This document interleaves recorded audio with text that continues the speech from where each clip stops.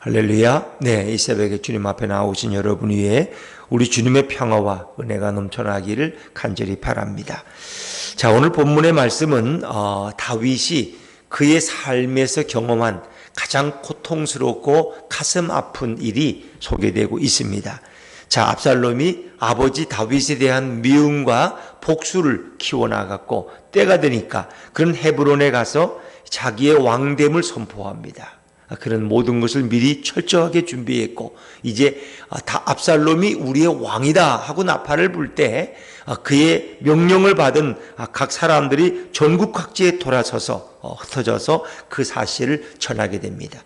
다윗의 전령이 와서 다윗에게 이 사실을 아뢰입니다. 자, 다윗이 어떻게 행했을까요? 그럼 먼저 급하게 피난을 떠나게 됩니다. 다윗성을 이 예루살렘 성을 내어주고 그런 후궁 10명만 왕궁에 지키게 하고 나머지 백성과 신하들을 이끌고 이제 그 예루살렘을 떠나가는 모습을 볼 수가 있죠. 자, 우리 14절 말씀을 한번 읽어볼까요? 14절입니다. 14절 시작. 다윗이 예루살렘에 함께 있는 그의 모든 신하들에게 이르되 일어나 도망하자. 그렇지 아니하면 우리 중 한 사람도 압살롬에게서 피하지 못하리라. 빨리 가자. 두렵건대 그가 우리를 급히 따라와 우리를 해하고 칼날로 성읍을 칠까 하노라. 자, 어찌 보면 다윗이 전혀 생각하지 못했을 때 이런 황급한 일을 당하니까 아무런 방비 없이 있다. 그러니까 예전에 군대라는 것은 이렇게 우리처럼 늘 60만 대군이 항시 지키는 것이 아니라 실제는 왕궁을 지키는 그저 왕의 호위대 정도고 그리고 그냥 일반인들 다 이렇게 자기 삶으로 돌아가서 농사도 짓고 자기 상업을 하다가 이제 블레셋이 쳐들어온다. 그러면 어떻게 해요?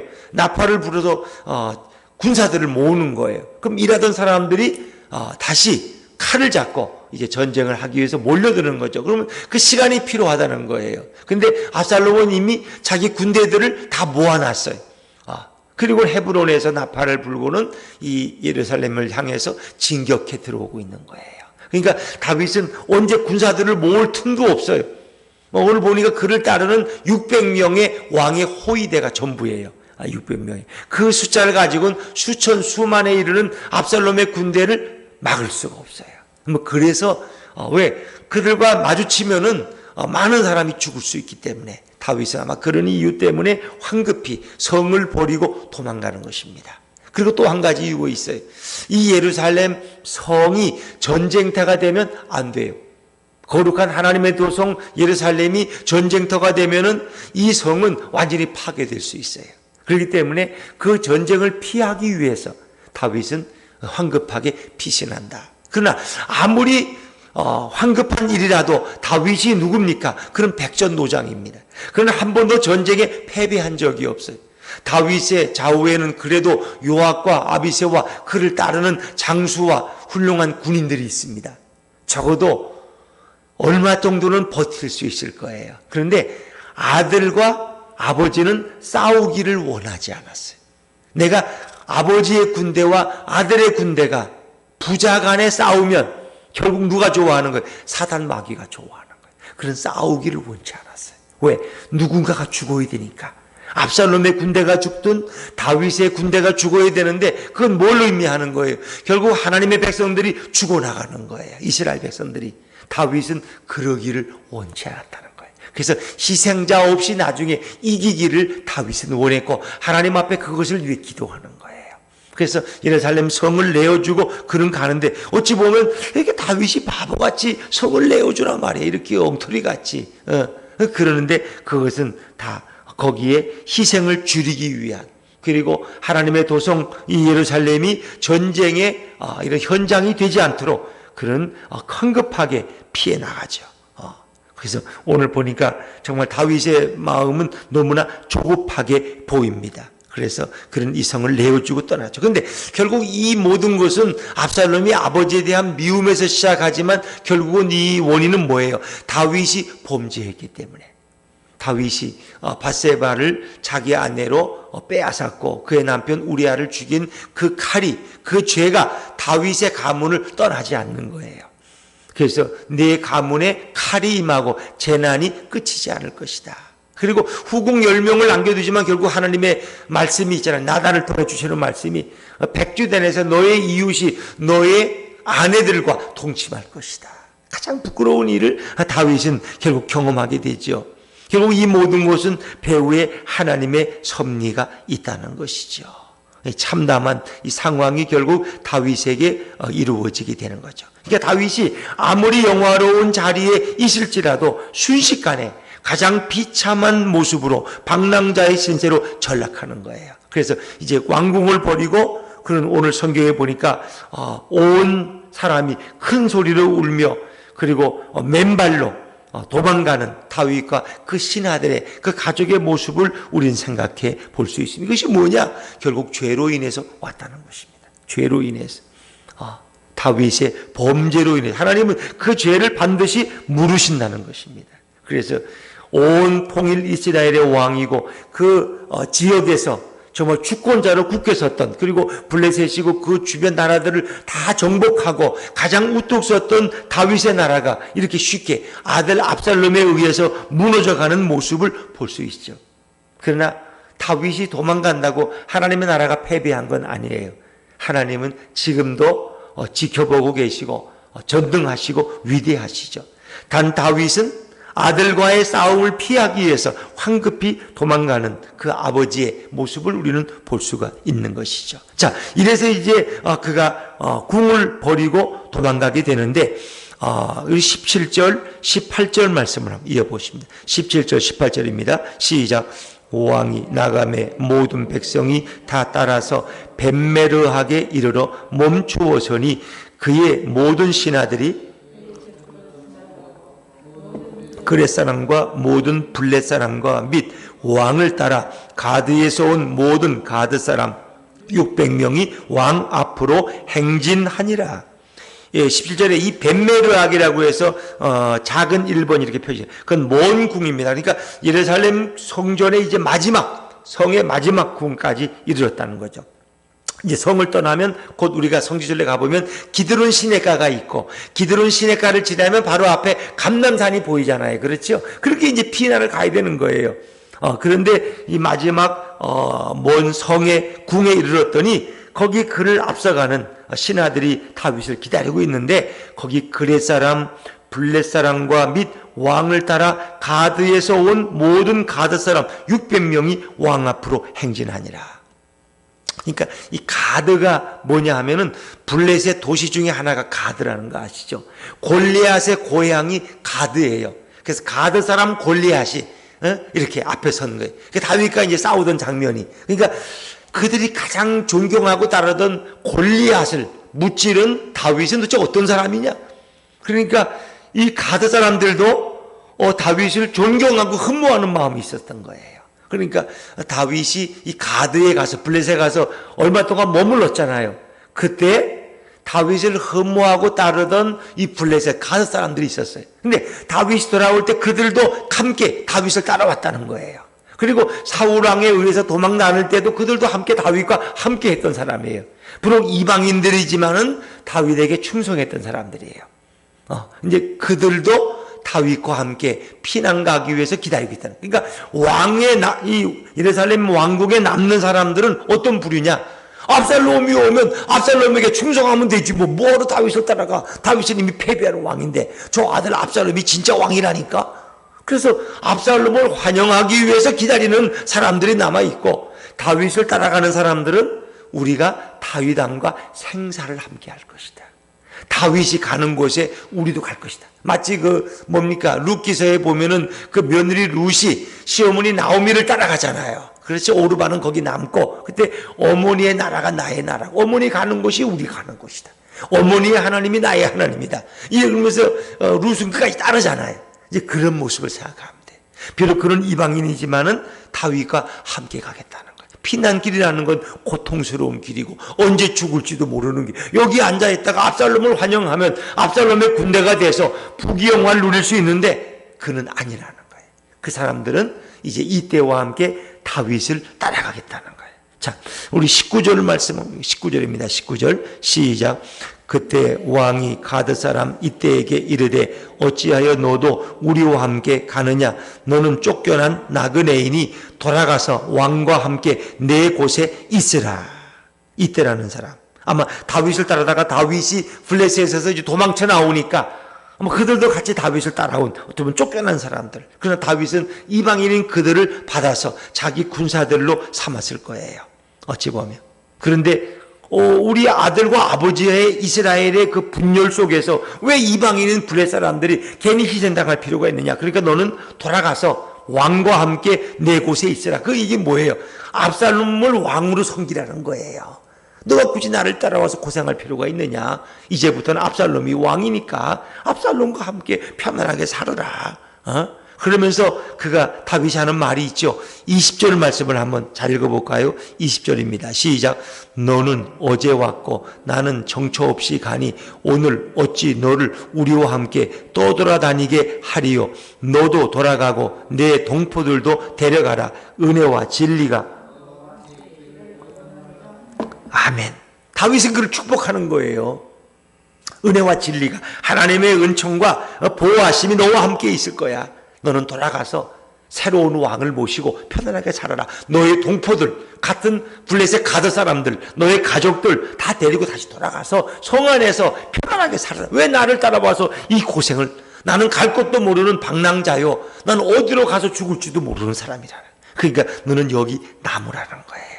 그러니까 이런 것을 보면 다윗의 그 배려하는 마음, 인간적인 면모가 있죠. 여러분, 지금 한 사람이라도 자기의 편이 되고 자기를 따르면 좋을 텐데 다윗은 그들을 그냥 나무라는 겁니다. 여기서 편안하게 지내고 괜히 나 따라와 고생하지 말라는 거예요. 그러니까 예전에도 왜 공산당이 쳐들어오니까 어때요? 어떤 사람은 다 부산으로 피난 가지만 어떻게 어떤 사람들은 거기 남아가지고 공산당 환영하고 공산당들이 세상이야 이제는, 그러니까 그들과 함께 있어야 돼. 도망가봤자 뭐 다 망해 우리는. 이렇게 생각하는 사람도 있잖아요. 그게 나중에 갈등이 됐죠. 그래서 공산당들에게 부역했던 사람들은 또 국군들이 올라와가지고 뭐 다 죽이고, 뭐 이게 밤이고 낮이고 이렇게. 낮에는 공산당이, 뭐 밤에는 공산당 세상, 낮에는 또 국군 세상. 이래가지고 얼마나 많은 주민들이 학살당해. 왔다 갔다 하다가. 왜? 살려니까. 오늘은 내가 대한민국 백, 내일은 또 공산당을 또 환영한다고 그러고. 이런 거예요. 그런데 오늘 이 가드 사람 이때는 아주 분명한 거예요. 우리는 다윗을 따르겠다는 거예요. 근데 다윗은 그들을 배려하는 거예요. 그래서 우리가, 여러분, 지금 군사 한 사람도 아쉬운데 왜 그들을 나무라 그러느냐. 다윗이 바보 아니냐 말이야. 근데 다윗의 마음속에는 어떤 믿음이 있었느냐. 내가 사람을 의지하지 않겠다는 것이. 사람.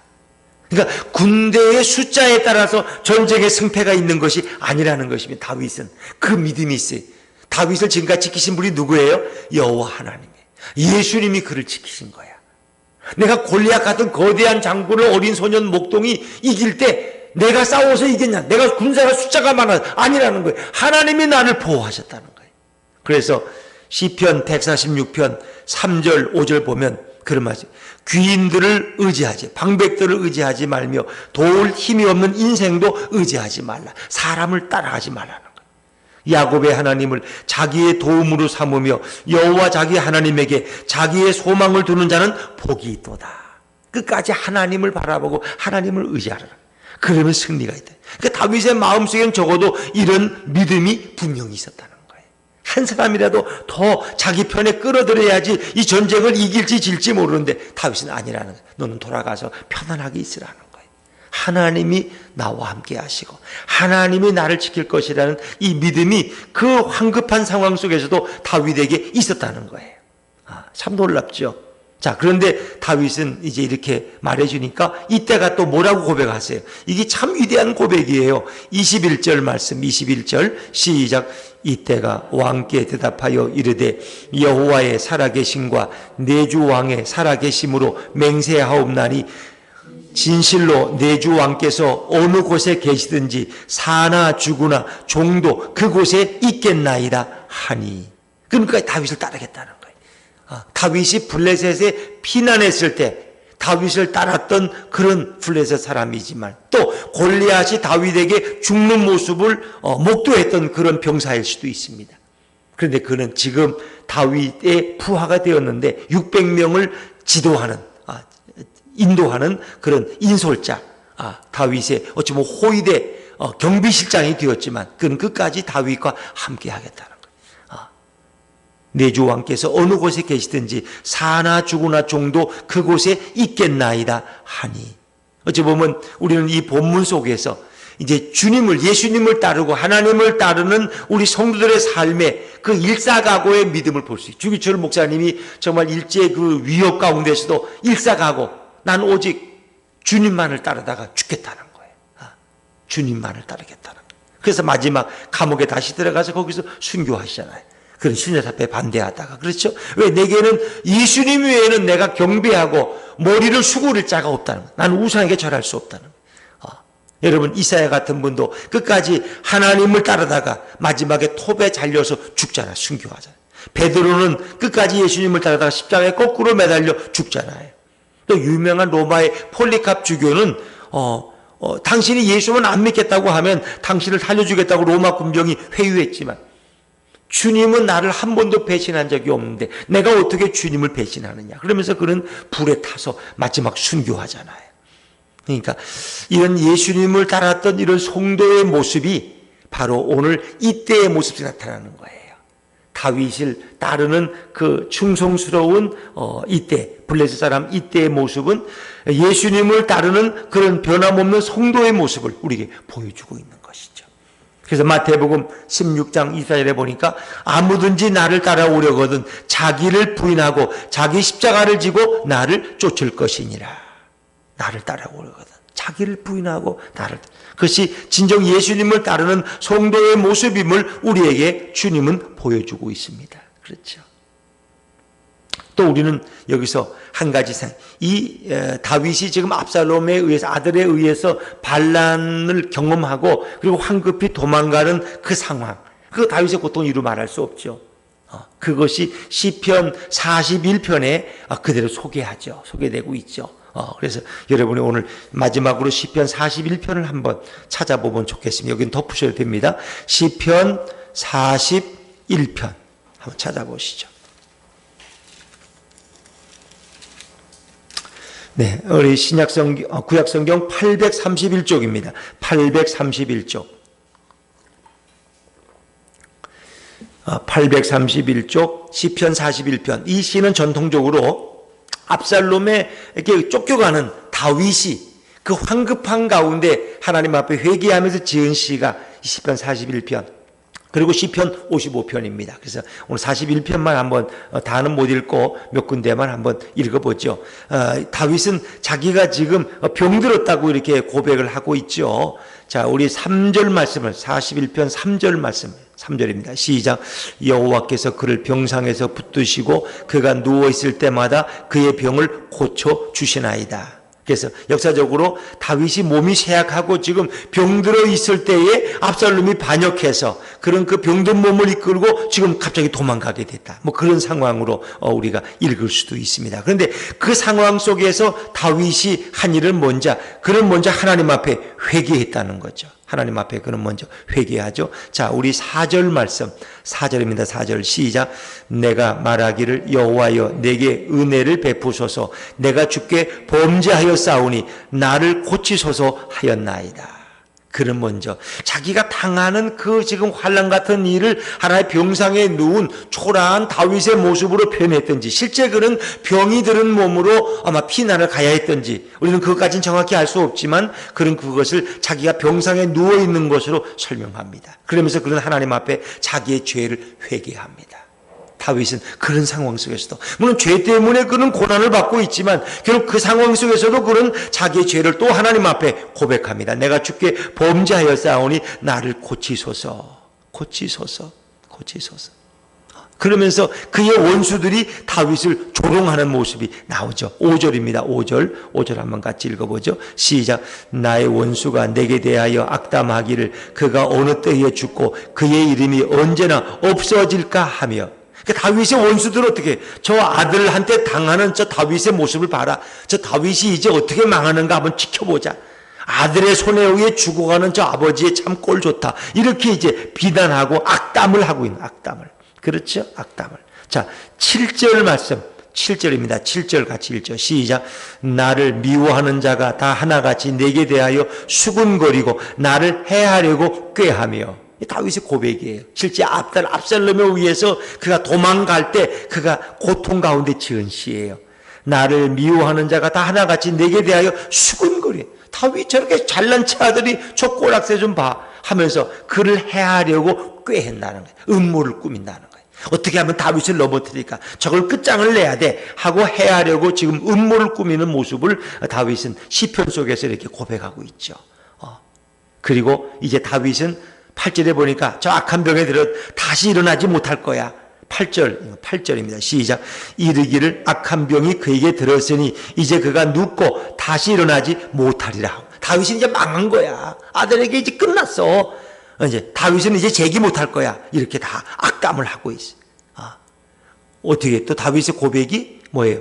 내가 가장 신뢰하는 자들이 나를 배신했다는 거예요. 자, 9절입니다. 9절 시작.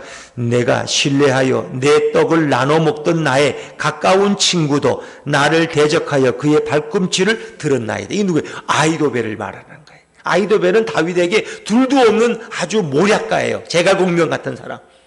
그가 압살롬의 편에 섰다는 거예요. 그래서 다윗이 그를 얼마나 아꼈는데, 왜 이 아히도벨은 따지고 보면 역사 속에 밧세바의 외할아버지라. 밧세바의 외할아버지. 이러니까 다윗과도 상당히 관계가 되는 건데, 밧세바가 다윗의 아내가 돼서. 그런데 이 아히도벨이 압살롬의 편에 섰다는 거예요. 이래가지고 다윗이 뭐라고 고백합니까? 9절에 내가 신뢰하여 내 떡을 나눠 내 상에서 함께 음식을 먹던 나의 가까운 친구도 나를 대적하여 그의 발꿈치를 들었다는 것은 나를 배신했다는 거예요. 그 내 아들 압살롬이 나를 배신했고 내 가장 친구요 이웃인 아히도벨이 나를 배신했다는 거예요. 다윗은 그것을 41편에 고백하고 있죠. 그러나 다윗이 갖는 마지막 확신이 있어요. 그가 시에서 고백하는 41편 11절입니다. 시작. 내 원수가 나를 이기지 못하오니 주께서 나를 기뻐하시는 줄을 내가 알았나이다. 다윗은 이 확신. 원수가 결국 다윗을 이기지 못한다는 거예요. 주께서 하나님이 다윗을 기뻐하시기 때문에 다윗은 깨달았어요. 하나님이 자기를 얼마나 사랑하시는 줄 알았기 때문에 비록 황급한 가운데 패전병처럼 도망하고 있지만은 원수가 나를 이기지 못할 것이다. 하나님이 나를 붙드실 것을 다윗은 알고 있었다는 거죠. 이 다윗의 믿음입니다. 그렇습니다, 여러분. 우리 인생에는 이런 다윗과 같은 환난과 시련이 언제든지 찾아올 수 있고, 오늘날 어찌 보면 이 교회가 이 코로나로 인해서 이제 대면 예배를 드리지 말아라. 그러면서 뭡니까? 저 성당이나 법당은 다 괜찮다. 거기는 잘 지켜. 이 교회가 안 지켜니까 교회는 이제 얼굴 보고 예배 드리지 말고 다 온라인 예배 드리라. 그렇게 했지. 여러분, 우리 예배 드리라 말라를 어떻게 총리가 할 수 있어요? 정세균 총리. 우리는 총리 말을 들을 거예요? 총리에게 순종할 거예요? 총리가 우리에게 구원을 줘요? 하나님. 그 위험한 피난길에서도, 지하 카타콤에서도, 전쟁 가운데서도 우리의 믿음의 선배들은 예배를 중단하지 않았다면 우리 누구의 말을 귀를 기울이냐는 거예요. 우리는 철저하게 방역수칙을 지키고 거리두기를 해서라도 우리는 예배를 포기하죠. 왜? 우리의 생명은 누구에게? 하나님께 있기 때문에. 하나님이 우리를 보호하고 지키는 것이지 사람이 우리를 보호하는 게 아니에요. 오늘 우리가 이 믿음 가운데 오늘도 주님만을 따라가는 믿음의 사람들 되시기를 주의 이름으로 축원합니다.